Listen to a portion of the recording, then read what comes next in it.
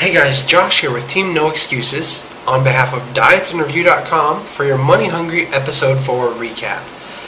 Now this week in the house things started to get really crazy. I know I'm saying that every week, but it seems like things just get crazier and crazier week after week. You know, we came into this week with the members of the family having a 5-4 majority vote lead over the orphanage. So everyone in the house knew that it was going to come down to the challenge. Because even when you have a majority vote, the challenge can change everything. So going into the challenge, we knew that it was vital for the family to win the challenge.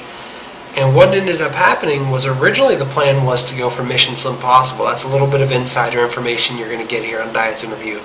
Originally, it was take out Mission Slim Possible at all cost. But when the challenge was explained to us, we noticed that the way that the pool was set up, the pair of nuts were centrally located in the middle of the pool, therefore making them the easiest target to get out for everybody in the pool. So we said, hey, we've got a majority vote, why don't we just put pair of nuts in the bottom two, and then we can vote in Mission Slim Possible. And it ended up working out, but the orphanage came surprisingly close to putting out Flabulous first. It's hard to tell in the challenge, but they were actually really close to putting out Flabulous before we put out the pair of nuts. And I think that's largely due to the fact that, Johnny used to be a swimmer, and Trisha from Grading Curves used to be a swimmer. And so it was a pretty tense challenge.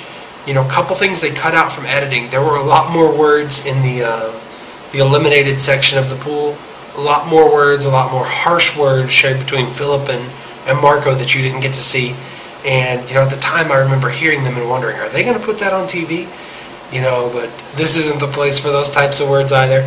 And then another thing that they just entirely brushed over was the fact that my partner, Melissa, actually broke her toe in the challenge. This would actually come into play with our weigh-in as well. We only dropped 5 pounds at the weigh-in, and 4 of those were from me because Melissa had a broken toe, and they just entirely dusted over it.